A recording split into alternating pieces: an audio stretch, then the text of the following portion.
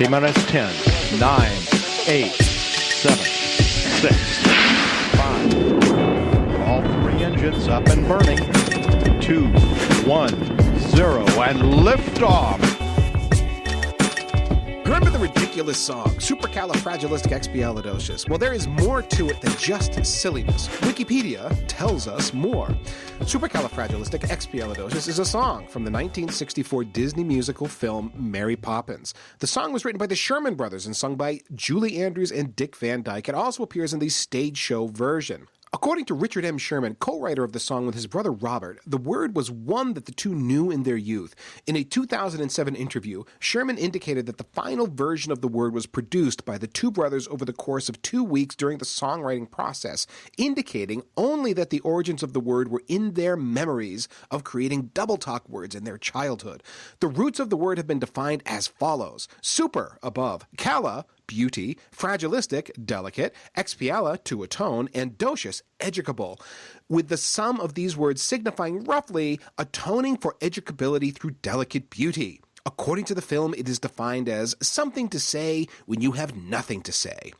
Supercalifragilisticexpialidocious was first added to the Oxford English Dictionary in 1986.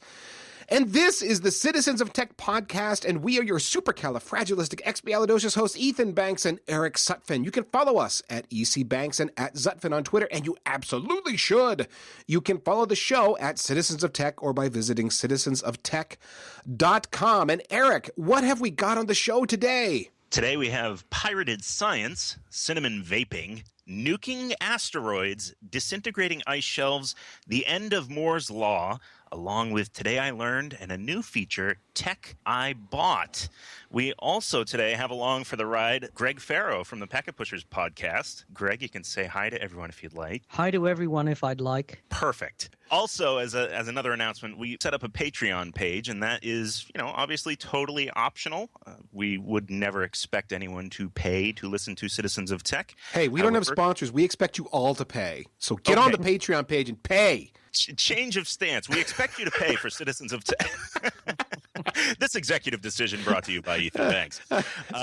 No, totally optional. Feel free to swing by and drop us $1 a month if you feel the need, I guess, is the long and short of it. But anyhow, onward to the present. So, first story of the Citizens of Tech show for today. A researcher illegally shares millions of science papers free online to spread knowledge. This is basically a pirated research papers. This comes to us from sciencealert.com. One of the chat rooms I'm in, one of the participants shared this link and is like, oh, that is perfect for Citizens of Tech.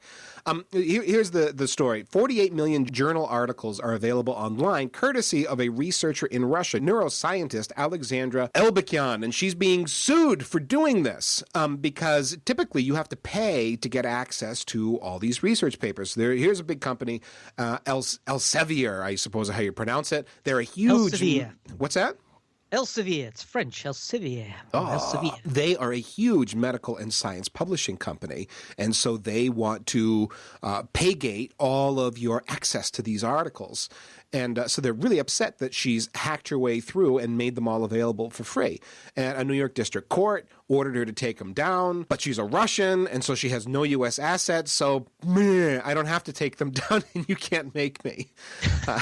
It's the whole thing here. And so, again, why is this such a big deal? Because research papers are big, big business. And you're thinking, well, how expensive can it actually be? Well, here's a quote from the article. Journal subscriptions have become so expensive that leading universities such as Harvard and Cornell have admitted they can no longer afford them. That's Harvard and Cornell, where you pay more money than you can conceive of to attend school there. These places have tons of cash, and they can't afford this stuff. Go back to the quote. Researchers have also taken a stand. 15,000 scientists have voted to boycott this publisher in part for its excessive paywall fees. So, if you're interested in pirated research papers, the site sci-hub.io. One more time, that's sci-hub.io. And Sci-Hub describes itself as the first pirate website in the world to provide mass and public access to tens of millions of research papers. Now, I'm not going to comment too much on the ethics of this, but no matter what side you come down on an issue like this, and I guess I can see it both ways, you can go get you some science. So, The word hacked was in there. Did she actually hack the computer systems? Did we? The way it that? works is she is pretending to be the IP addresses of colleges and universities that actually have access to this. So that's not really hacking as such. She's just pretending to be, through manipulation of IP address, institutions that have access to these research databases legitimately, and therefore pulling them down, bringing them into her own database, and then resharing them via the sci-hub.io site. Gotcha. Onward to the next bit here. E-cigs shut down hundreds of immune system genes. Regular cigs don't. This comes to us via Ars Technica science pages. Vaping is supposed to be healthier than smoking cigarettes, right? That's the common understanding. I mean, I thought they were actually water vapor is all that they were. Yeah, people trying to quit smoking, switching to vaping and tapering down and all this. There's a liquid, it gets heated up, atomized, you get your nicotine fix, and, it's not that awful carcinogenic tobacco.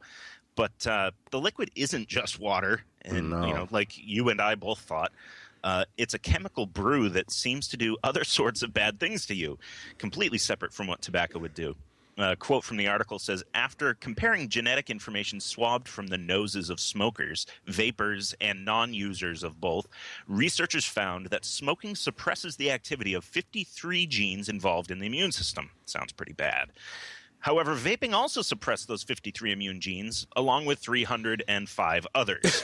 Which kind of blew my mind when I read that. Because, six times. All of the stuff you hear about smoking, all the tar that's in it, all the other weird chemicals that they add to it to make it even more addictive, etc. And vaping is like the healthy alternative. And then you read this article. Yeah, so the immune system is being suppressed, which means you can get sick more easily. So cigarettes will give you lung cancer and kill you, but apparently if you're going to vape, you're going to die of the common cold. You wouldn't think that sucking foreign compounds into your lungs would make you sick, would you? No, I mean, why? Why not? I mean, I like the smell of fires, the open campfire, strumming a guitar, bottle of rum, that sort of thing. But when the smoke gets in your face, it's not like your lungs thank you for that. No, they protest. I can be attracted to a good fire, but I'm not sure that I would actually say, I need to package up that cigarette smoke so I can suck it back. Yeah. Whenever I feel like, that's got to be good. That's got to be good. At the very least, I mean, the whole idea of putting anything into your body is generally a bad idea, and consistently over the last 100 years has been proven to be pretty stupid on the whole.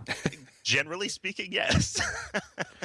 So the thing is, we don't actually know nearly enough about the stuff that's being inhaled when vaping. And I think, part of the issue is that it's not really regulated in any way, shape, or form. And so, anyone can essentially bottle and package these things. It's not like the FDA or any other governmental institution is reviewing the safety or these materials. A quote from the article again says, the concern was echoed by clinical pharmacologist Neil Benowitz of the University of California, San Francisco. Quote, e-cigarettes are not one thing, he said, noting that the devices, liquids, and flavorings vary widely. We're really in the beginning of understanding the toxicity. So I guess at least it's being looked at now, but it seems like this has come to the forefront of, the no smoking movement. And now all of a sudden people are starting to realize, we don't really know anything about this. They did a little bit of research that indicates some of the flavors are worse than others. I guess some of them taste like cinnamon, some of them taste like butter, and those seem to be the super potent as far as altering genes. So cinnamon, I guess, is cinnamaldehyde is the actual chemical compound. Apparently that's worse than others for whatever reason. But maybe if we had access to lots of research that wasn't stuck behind paywalls, we could actually know. Go to sci-hub.io and let's see what research there is on vaping. Yeah. Yes. Well, I mean, just to go back to that one, one of the things about this woman is that what Elsevier and other publishers have done is they've actually gone and taken up the rights from these universities and effectively used some fairly sharp business practices. When I say sharp, I mean borderline illegal, to sort of, sharp business people sort of getting on top of what it is that it means to be. We could give you $100,000 while not telling them that we could make tens of millions out of it, right? And all of us, they're just going, oh, well, $100,000, that'd be better than the money we're not getting today. And a lot of these research papers are actually government funded. That is, the governments themselves are actually putting together, doing the funding, and the research results, which is these papers, being sucked up by Elsevier and turned into profit, even though the research wasn't done with profit incentives at the start. And this is where the e-cigarette industry takes advantage of things. Even though people are studying them, a lot of the research is being hidden behind paywalls. So the two articles are actually linked in a weird kind of way. Let's look ahead to the future. Eric, you remember that movie? And I think Bruce Willis is in it because he's always in those Save the World movies where they launch a group of people to go up and land on an asteroid and then blow it up so it doesn't hit the Earth and destroy it. Yes. Well, this story is kind of like that.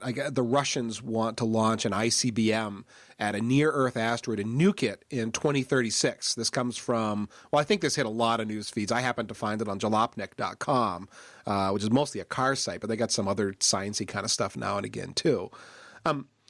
And the idea here is, what do you do when you have an aging fleet of intercontinental ballistic missiles? You know, it used to be, we're using these to destroy each other. Well, now we can use it to destroy asteroids and save the world. Because what else would you do with them? And there's actually some good reasons for this. ICBMs are a good candidate for this kind of application, destroying asteroids that are heading for the Earth, because they are made from, or they use solid fuel. They are ready to go in an instant, whereas most rockets work via boiling fuel, and fueling them takes 10 days or so. But, if you decide to go on high alert because the asteroid's about to hit, 10 days is a little long to wait for the rocket to fuel up. So you're not going to use a traditional rocket with boiling fuel. You're going to use a solid fuel rocket. And so ICBMs that have been hanging around and never did go around to destroying your enemy nations can be used on these asteroids instead. So the Russians want to do this in 2036 because, and I think we've talked about this on the show before, Apophis, a well-known near-Earth asteroid, is going to pass pretty close to the Earth in 2036, and so why not give it a try here? The catch being that not all scientists think that nuking this asteroid is a good idea. I mean, and here's the argument. Let's say it works. You fire off the ICBM, it hits the asteroid, the nuke detonates, and it breaks up the asteroid into a bunch of smaller pieces. Great. So in theory, they all break up in the atmosphere, and that was kind of the point, right? Smaller pieces, they burn up in the atmosphere, and we're saved.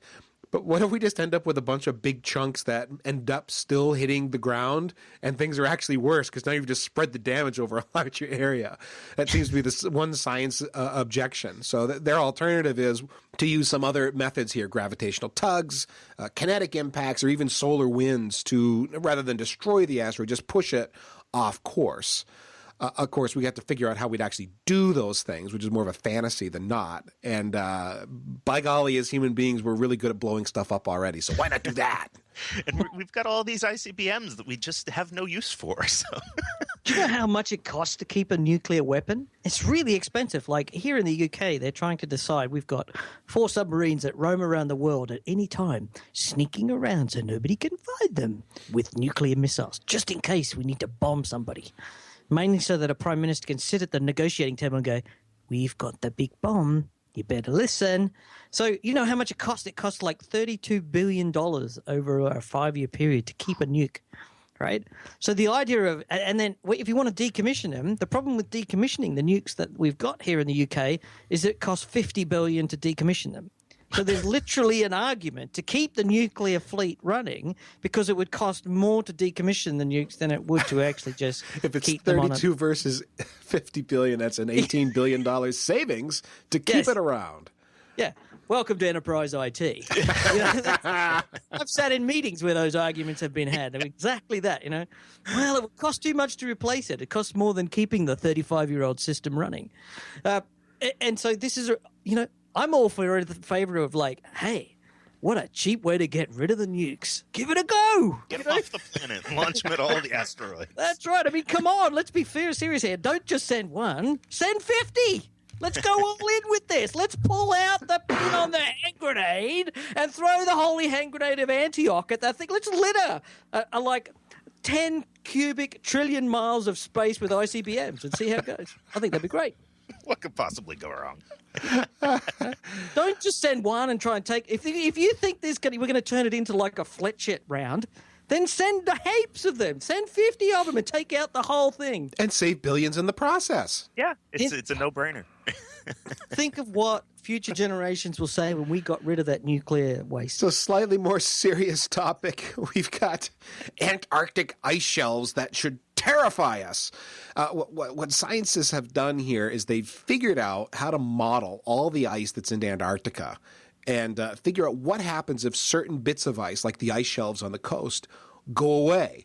Eric, you read up on this, right? Yeah, so Antarctica, being a massive continent, is covered with miles of ice in most places, not all of them, but as we continue to deal with climate change, science observes that the polar regions are changing. And yeah, we've talked about this in previous shows as well, but there's some new and interesting information to discuss. So we can set it up here. Ours points out that Antarctica has 4 different kinds of ice. It has large ice sheets, which are inland, some of which sit above sea level and others below sea level. Additionally, there are glaciers. Ice in these sheets flow to the coast through exit glaciers, which often pass through narrow valleys on their way to the sea. And there are coastal ice shelves. And these are permanent floating ice shelves which can extend for miles into the ocean. And then there is seasonal ice, which expands in the southern winter but contracts again when summer arrives. So the ice shelves regulate glacier flow. If the shelves diminish or disappear, the glaciers can flow into the ocean faster. And scientists have constructed a model, like you were saying, Ethan, that lets them test what happens to glacial flow if shelves break off. And it's a little scary, according to the article. Quote, the glaciers emptying into the Amundsen and Bellingshausen seas are at the edge of instability. There's little that will stop continued retreat of Antarctic glaciers. It's bad news in the sense that glaciers in that area lead to ice sheets that sit on land below sea level. Invasion of that area by seawater could potentially lead to a relatively rapid rise in ocean levels of more than 2 meters. So 2 meters doesn't sound like a lot. Is that a lot, I guess, is the question. Well, National Geographic suggests yes. Again, quoting the article from National Geographic this time, a recent study says we can expect the oceans to rise between 2.5 and 6.5 feet, or 0.8 and 2 meters, by the year 2100, enough to swamp many of the cities along the eastern U.S. coast. More dire estimates include complete meltdown of the Greenland ice sheet, pushing sea levels to rise 23 feet or 7 meters, which would be enough to submerge London. So 2 meters? Yeah. I mean, 7 meters is obviously a whole lot more, but it's potentially really bad news for humans anyway. People are going about this all wrong, right? As a marketing person, I look at this problem and say, we should be taking the ice that's left in Antarctica and turning it into high-quality whiskey ice for whiskey connoisseurs and selling it for a fortune to fund conservation projects in Antarctica. Right? Scarce resource, charge premium prices. So what we should be doing is getting out there and saying, you know, we need to take money from the rich to protect the land.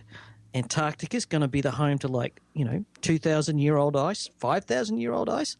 Let's mine that and get it into the whiskey glasses of the richest people in the world and fund conservation to prevent the submerging of London. Because, that would be bad. Well, let's move ahead to our feature for this week.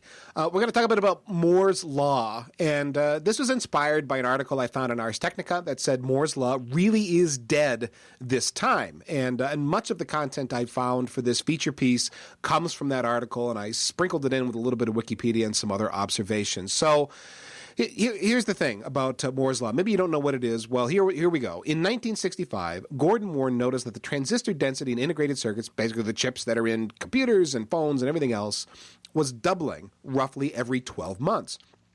And if you throw a bunch of stats at this and so on, this was translated into Moore's Law back in the day. And it wasn't really, science like, there's the law of gravity and there are other sorts of laws. It wasn't a Moore's Law like that sort of law. It's really more like Moore observed this and it seemed to be a thing. And so for a while it stuck.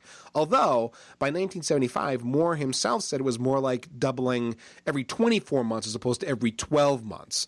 And so the law was reformed, if you will, in 1975. And so it was that making everything smaller and smaller allowed the density doubling of transistors and chips to continue every 2 years.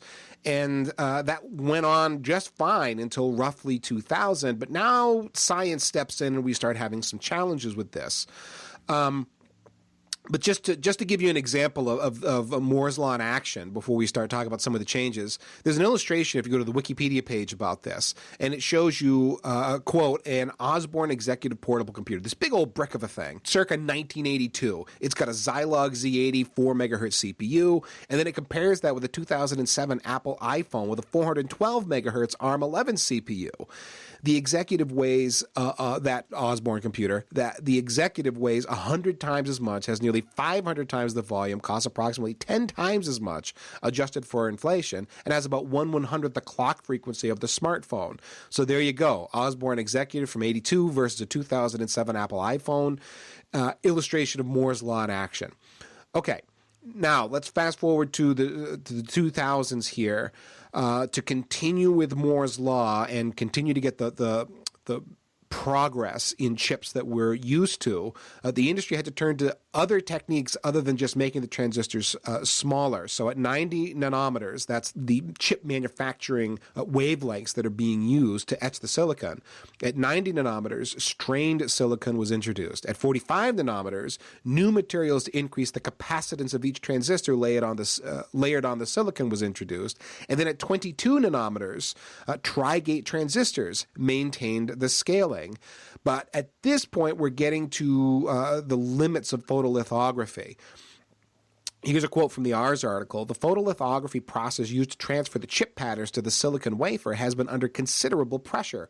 Currently, light with a 193 nanometer wavelength is used to create chips with features. In other words, if you were looking at this under an electron microscope, you would see features in the chip just 14 nanometers big. All right, so this oversized light wavelength is not insurmountable, but adds extra complexity and cost to the manufacturing process. It has long been hoped that extreme UV with a 13.5 nanometer wavelength will ease this constraint, but production-ready EUV technology has proven difficult to engineer. In other words, the beam of light we use to etch the silicon has gotten so tiny that it's hard for us to work at this scale. And even if we can resolve this issue with photolithography using extreme UV, the circuits are now atomic scale. The features we're dealing with are so small, we don't even know that it's going to work right. Quote again from Ars.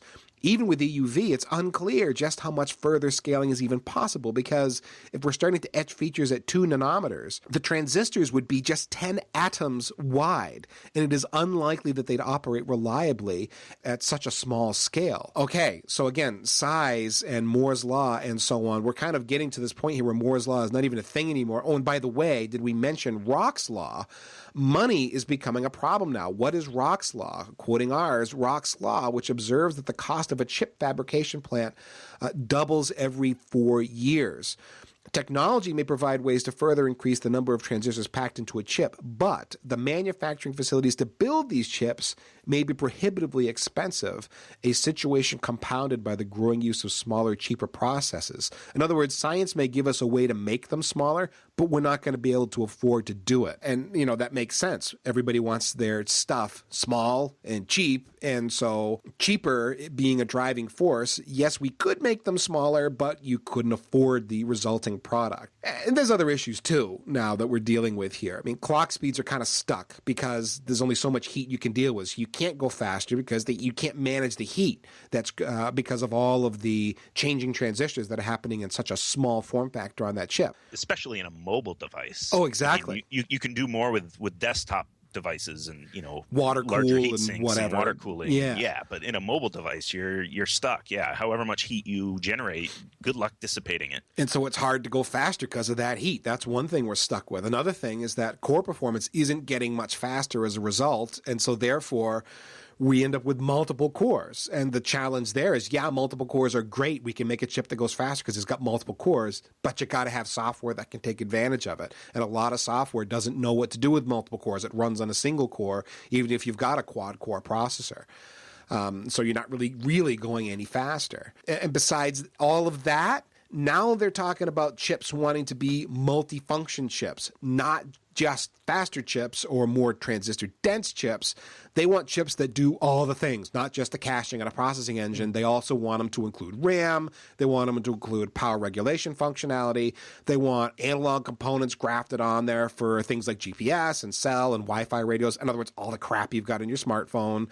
They want micro electromechanical components, things like gyroscopes, accelerometers. Again, more crap that's in your smartphone so it can tell what direction you're going and it can tell how many steps you've gone today and so on. Well, there's reasons for that, right? So the idea is that when you make a wafer, and a wafer is usually somewhere between 3 and 6 feet across these days. In that wafer, you actually have to laser all of the components onto that, and then you run it through the dips and the bathes and the interferometers, which actually do the etching, and then you dip it into acids, you take it out, and you bathe it in other components to lay in the boron indamide and all that sort of stuff that you need. The challenge is that to make those wafers themselves, to get them up to the purity levels of the silicon is very expensive. If you're going to make multiple chips, you actually have to then run multiple production lines to produce the chip off those wafers. It's much more efficient to have a single wafer and have everything in one chip than it is to actually have like 5, 10, 12 chips. Because when you have 5 or 10 or 12 chips, you then have to build interconnects. And then you have to have interconnect buses, and the buses then need chips themselves. So putting everything inside of a single die is actually far more cost-effective, far more power-effective to make and to be used by the consumer. Of course, you talked earlier, Ethan, about how 14 nanometer. At that point, they're not shining a light on the silicon array underneath on the silicon die. They're actually shining multiple electron beams, and it's the overlap of the electromagnetic force between the electron beams, right, it's the interferometer. So when you throw, when you put two coherent light beams together and you get patterns coming out on the wall, you've seen in like the videos where you see rock videos and there's like these cool patterns. They're actually using that to etch the dyes on transistors on silicon dips in your chips. Yeah, so the point of intersection of the two beams is what's actually doing the etching. Yes. You just think about that. They're not even shooting a laser at where or an electron beam and to etch out where it is. They're shooting multiples and then calculating the interference between the two so that they can then deposit indium antinomide in the channels. Well, the catch with doing all of this in one thing, like adding the RAM and all the components, it saves money and all of that, but it means the research and energy is going into doing that kind of stuff, not into making things smaller. And again, just another bullet in the head of Moore's Law, if you will. Yet another point is we've kind of done what we can do with silicon. Greg, you were just describing how silicon gets etched and how the circuits get made and so on. Well, we've done about what we can do with silicon, and Intel is planning to switch to another material when they move from, we were talking about 14 nanometers, now we're talking about 7 nanometers. Quoting from ours, Intel has already announced that it's going to be dropping silicon at 7 nanometers because it's just not a suitable material anymore. Instead, they're talking about indium antimonide and indium gallium arsenide as possible replacements for silicon because they both offer much higher switching speeds at much lower power than silicon. Even carbon's a contender here, both in nanotube and graphene forms. We've talked about carbon nanotubes and graphene on this show, both. Are being investigated as well and might work. All of these things are stacked against Moore's laws, so you can kind of say it really is dead. And honestly, it's been dead for a while, if we look back at this history. Think about 7 nanometers, right? Or 3.5 nanometers. You're actually at the point where the machine that makes that, if anybody walks around the machine, that's actually going to cause the machine to go out of whack. Decalibration just by stepping down next to it. Think when you're creating something at 3 nanometer scale, anything that can disrupt, like any form of vibration, any form of earth movement, like cars driving by on the road. Think about what goes into manufacturing the actual physical facility that goes along with this. Yeah, the tolerances have to be amazing. I mean, Yeah, your margin of error is smaller than the old fabrication size. So it costs $5 billion to make a chip manufacturing plant, upfront cash that you've got to pop down. And the vast majority of that money goes into the physical build-out to make them stable enough to be able to be accurate at that sort of rate. Yeah, and then we start talking about the cost doubling every 4 years, like Ethan said earlier, and now you're looking at $10 billion and then $20 billion. It's obscene. So then the question becomes, as far as Moore's Law go, will we ever go back to the good old days of Moore's Law, where you could count on speed and density doubling every 2 years? And the answer is maybe. There's alternative materials that we're talking about, some of which we mentioned. Quantum mechanics, we've talked about quantum computing on this show, could have a role. Superconducting could come up and have a role, and maybe that gets us back to a place where we can go ahead and count on Moore's Law again, just kind of driving things ahead. But with the current technology, what we've got, we've been kind of pushing it along as best we can for, going back to 2000, really, just stretching it beyond its boundaries and doing what we can to get the most out of it. It's kind of done, though. And the next, let's say, 50 years is going to be exploration of new materials and new techniques to drive integrated circuits ahead. Yeah, it's the only path forward, really. Speaking of car, tech I bought. So Eric and I thought we would start sharing things that we've bought and talk about them for better or for worse, whether they're good or bad. I bought something called a nuking wireless in-car Bluetooth FM transmitter radio adapter car kit. There's a link to it on Amazon. And what is this thing? It's an FM transmitter that talks Bluetooth to your phone and then sits in the power receptacle of your car and broadcasts FM to your radio. You want this thing because you got an old car, it's got no aux inputs in the radio, and you want to listen to music or podcasts from your phone. And ideally, you don't want to use the wired headphone jack, which is annoying to have everything wired up to your phone when you're in the car. Basically, it's a cheap stopgap for replacing your old radio head unit in your car with something modern. And since I'm still fighting check engine light troubles on this used car I bought, and I'm replacing with 2 sensors and all that stuff, I'm going to have to wait on my audio upgrade project I've mentioned for several months or maybe a year as the slush fund is depleting. And this thing I bought, this nuking wireless blah blah, it was $22 and free shipping because I'm an Amazon Prime member. So it's pretty short money that lets me Bluetooth my phone to the car, basically. And so the question is, for $22, is it any good? Well, okay, some highlights here. It does broadcast as low as 87.5 megahertz, which that means no interference from terrestrial radio stations, because my radio can tune below the common limit of 88.1, and 88.1 is where FM typically starts broadcasting. So my radio can tune below that. This nuking thing can broadcast below 88.1 as well, so lucky me. On the downside, it doesn't have a power switch, so if your power socket is on all the time, whether or not your car is on, that's kind of annoying because it means you got to unplug this thing, or it's just going to drain your battery. Mine is switched, so I don't have to worry about that. I can just let it sit there in the socket the whole time. The unit has got a little, it's like a head unit on it. It's got a little screen. It gives you information about the broadcast frequency, input voltage from the battery, pairing status, and you can also play, pause, and skip tracks with buttons that are on this thing. So you don't actually have to touch your phone at all once it pairs. You just set it off to playing, and then you can do the basics from the little head unit. And that's kind of handy. It sounds fine. I mean, it's not great, but it's fine. I mean, dude, you're FM broadcasting to your radio. How good do you think it's going to sound? Don't expect CD audio quality. Exactly. For $22, it's not bad. Tech I bought. There you go. I'd just like to take this opportunity to promote our Patreon account. So that Ethan can buy a new head unit. Eric, did you learn anything today? I did learn something today. I learned that a comedian accidentally became a politician in Denmark when his joke political party managed to get a seat in parliament. His joke party was called the Union of Conscientiously Work-Shy Elements, and he made the following promises in the 1994 election. Tailwinds on all bicycle paths, better weather, better Christmas presents, more whales in the fjord of Randers. Oh, we all want that. Yeah, I mean, who doesn't? More pieces of Renaissance furniture in IKEA. They got my vote right there. And this is the one that really sealed it for me. 8 hours of spare time, 8 hours of rest, and 8 hours of sleep. Oh, yeah. Which, Do the math on that one. And then Nutella in Army field rations.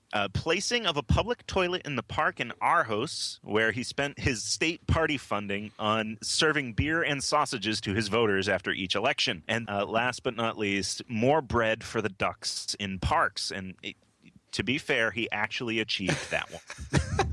So he accidentally became a politician. So he got his party got a seat in Parliament, you said. Yeah.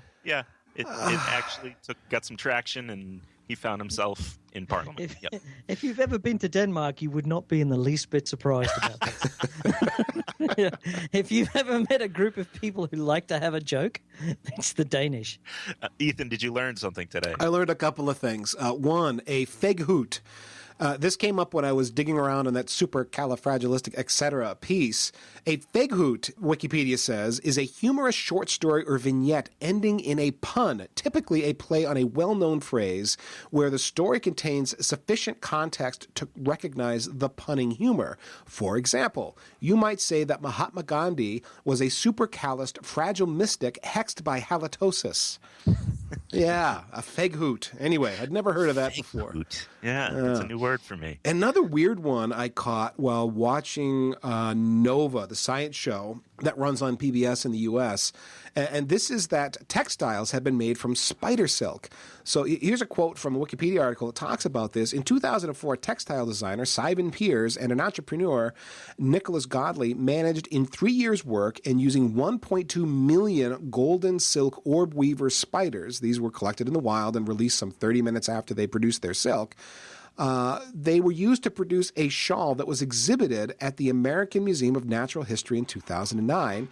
By 2012, they managed to produce a second, bigger garment, a cape, that together with the shawl were exhibited at the Victoria and Albert Museum in London. In the Nova piece that talked about them, described that the process to actually harvest the silk and then make it so that you can do something with it is complex too. There was a lot that went into this.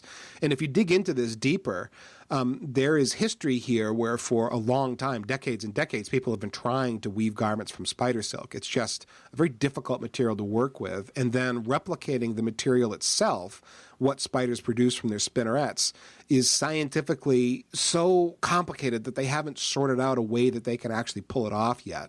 Spider silk has got a lot of interesting characteristics and some potentially useful applications in the real world, but we can't figure out how to make it like spiders do. It's pretty fascinating stuff. Well, first you get bitten by a radioactive spider while you're on a school class trip. Of course. And shoot it out of your wrists. That's what I've learned. If comic books have taught me anything. Well, something that many people in the world were thankful for, at least back in 1964, was Mary Poppins, the movie by Disney, which we referenced in the beginning of the show. And I thought we closed the show with a little bit of techie trivia from that movie. And IMDb brings us these points. For her interaction with the animatronic Robin, if you remember that from the movie, Julie Andrews had yards of control wires hidden under her costume and running up her sleeve. Another fact, over 100 glass and matte paintings were used to recreate the London skyline of 1910, and you thought it was computer. Nope! The wires holding up the flying Mary Poppins were darkened with shoe polish to reduce the risk of reflection from the studio lights. Although I wonder if under high def, if you look and you could see them. The houses on Cherry Tree Lane were built on a diminishing scale, getting smaller as the lane progressed. And then this whole thing, if you're wondering why they went to all that trouble, was filmed entirely on sound stages under heavy studio lighting. It begins to make sense now. I never would have guessed. Mary Poppins was the Disney Studios' first ever DVD release. And that's all we've got for today, fair citizens. We will see you all next week.